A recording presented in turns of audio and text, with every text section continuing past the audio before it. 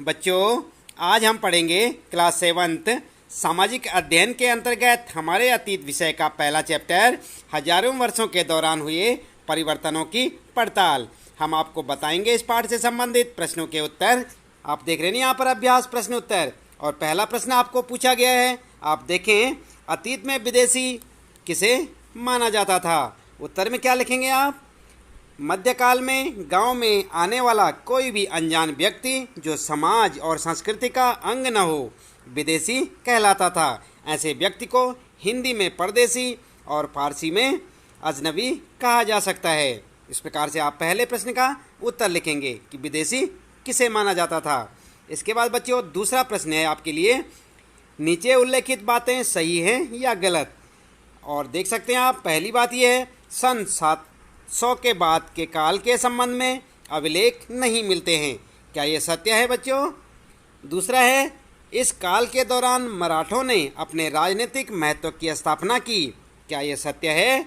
और तीसरा है, कृषि केंद्रित बस्तियों के विस्तार के साथ कभी कभी वनवासी अपनी जमीन से उखाड़ बाहर कर दिए जाते थे। क्या ये सत्य है? और घ है, सुल्तान गयासुद्दीन बलबन असम, मणिपुर और कश्मीर का शासक था। क्या ये सत्य है? चलिए जान लेते हैं उत्तर।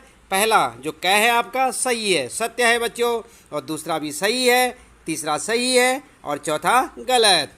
तो आप समझ गए ना। यहाँ पर जो है, जो आपके यहाँ पर जो है 4 यहाँ पर दिए हुए हैं प्रश्न, तो यहाँ पर ये पहले वाला सही है, ख वाला भी सही है, और इसके बाद ग वाला भी आपका सही है, और घ वाला ये है गलत। ठीक है ना, आप समझ गए। तो यहाँ पर इस प्रकार से आप जो है अंतिम वाला जो है आपका सही नहीं है। इस प्रकार से आप उत्तर बनाएं अपने। इसके बाद यहाँ पर ध्यान दें आप, तीसरा प्रश्न है, रिक्त स्थानों को भरें। तो देख रहे हैं ना आप, यहाँ पर क ख ग और इनके बीच में यहाँ पर जो है रिक्त स्थान छोड़ा गया है आपके लिए। तो आप इसको कैसे भरेंगे, आइए यहाँ पर देखें। पहला क क्या है? अभिलेखागारों में रखे जाते हैं। क्या रखे जाते हैं? यहाँ पर लिखेंगे आप। ख वाला यहाँ पर भरेंगे आप। और 14वीं सदी का एक इतिहासकार था, उसका नाम यहाँ पर आएगा। और ग वाला है, यहाँ पर जो है काफ़ी सारी जगह है, और इस उपमहाद्वीप में इस काल के दौरान लाई गई कुछ नई फसलें हैं। और इसी प्रकार से आप यहाँ पर जो है उत्तर कैसे लिखेंगे? क वाले में लिखेंगे आप दस्तावेज, और ख वाले में जियाउद्दीन वर्नी, और ग वाले में लिखेंगे आलू, मक्का, मिर्च, चाय, कॉफ़ी। ठीक है ना बच्चों।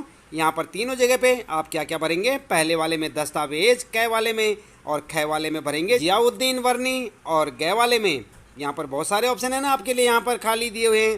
तो यहाँ पर जो है, यहाँ पर क्या भरेंगे आप? यहाँ पर भरेंगे आलू, मक्का, मिर्च, चाय, कॉफ़ी। ठीक है ना, इस प्रकार से आप लिखेंगे। और उसके बाद चौथा प्रश्न देखते हैं, आइए। इस काल में हुए कुछ प्रौद्योगिकीय परिवर्तनों की तालिका दें।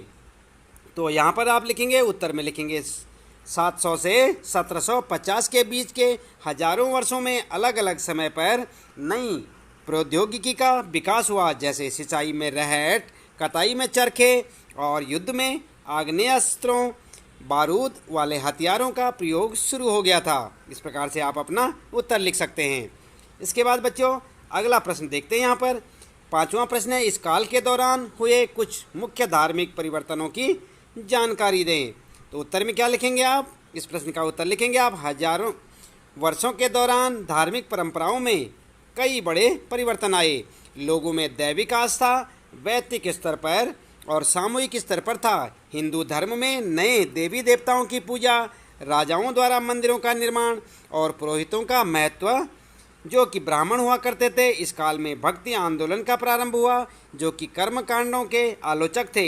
इस काल में 7वीं सदी में इस्लाम और 16वीं सदी में ईसाई धर्म का भारत में प्रादुर्भाव हुआ।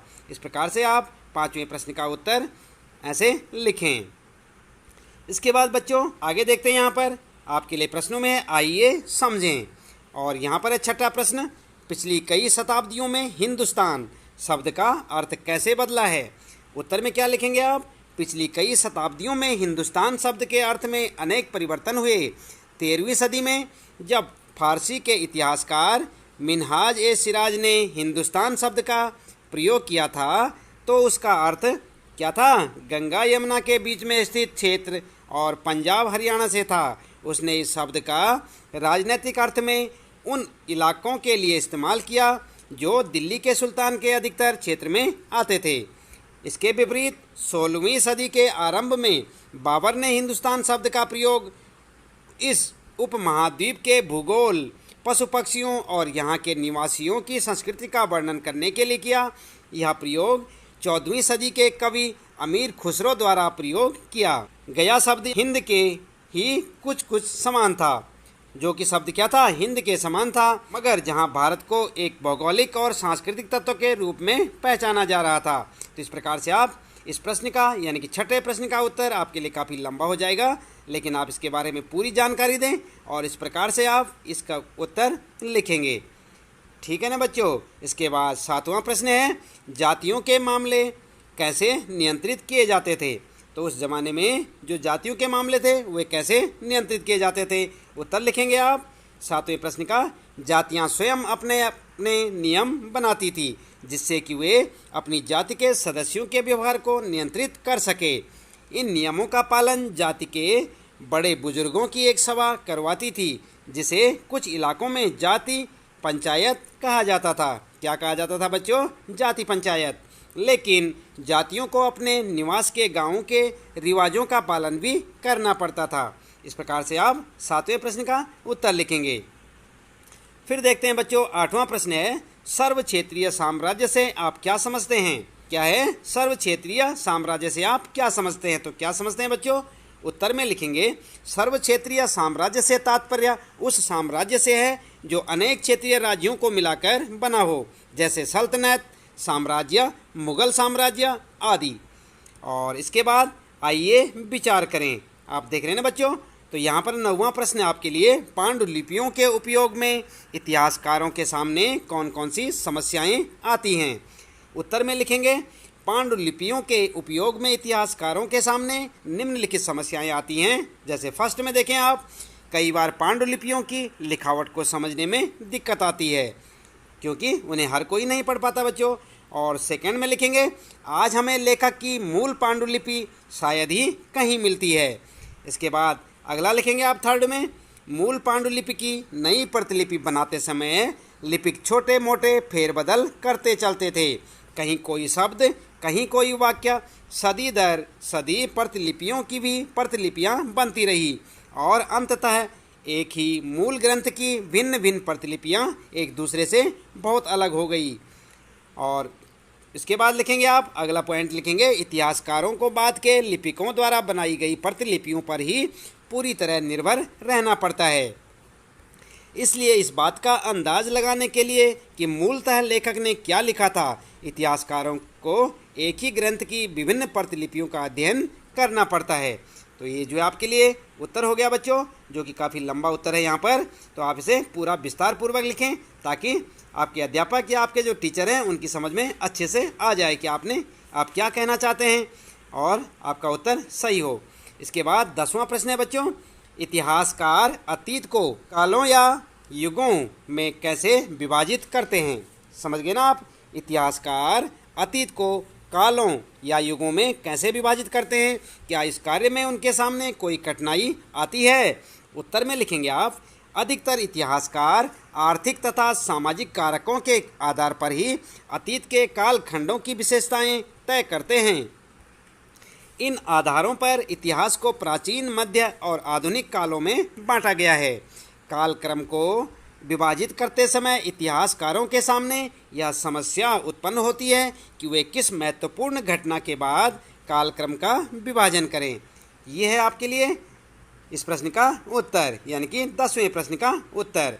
इसके बाद बच्चों यहाँ पर ध्यान दें आप, आइए करके देखें। और यहाँ पर आपके लिए 11वां प्रश्न पूछा गया है कि अध्याय में दिए गए मानचित्र 1, आपने पढ़ा था ना पाठ अपना, आप अपनी पाठ्य पुस्तक में पाठ को देखें।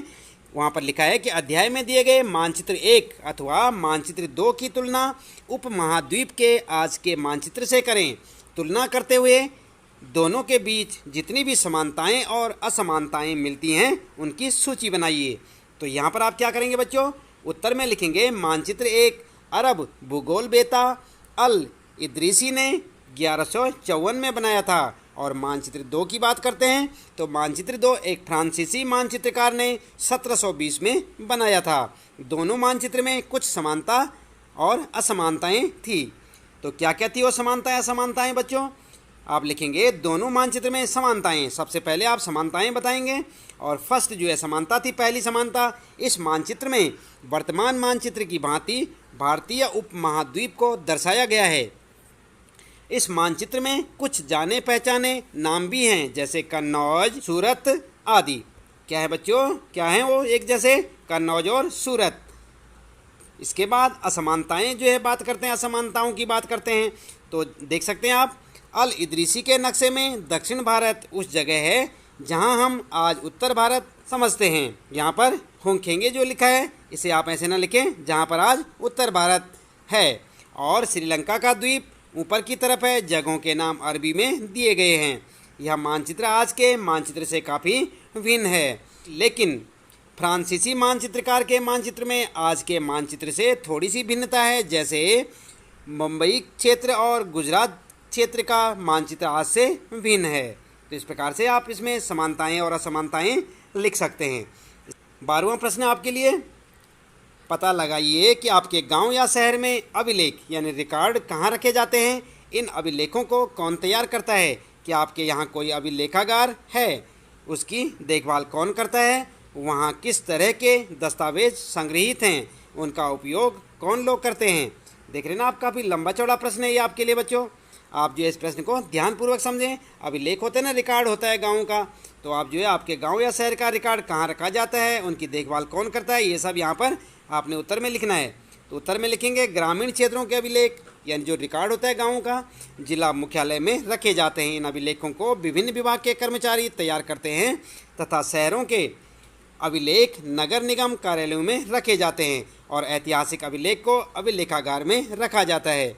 अभिलेखागार की देखभाल उसके अंदर नियुक्त कर्मचारियों द्वारा की जाती है। इनका उपयोग शोधार्थियों द्वारा अथवा विभिन्न विभागों द्वारा समय समय पर किया जाता है। तो देख रहे ना आप बच्चों, ये है इस प्रश्न का उत्तर। प्रश्न क्या था 12वां? ये है, पता लगाइए। और ये आप उत्तर देखें, यहाँ से लिखें। इसके साथ ही इस पाठ से संबंधित प्रश्नों के उत्तर यहाँ पर समाप्त होते हैं। इसी प्रकार कक्षा 7 के हमारे अतीत विषय के सभी प्रश्नोत्तरों को जानने के लिए, सभी पाठों के प्रश्नोत्तर जानने के लिए चैनल को सब्सक्राइब करें, लाइक करें और शेयर करें और लगातार इसी प्रकार जुड़े रहें हमारे साथ। आज के लिए इतना काफ़ी है। आपका दिन शुभ हो।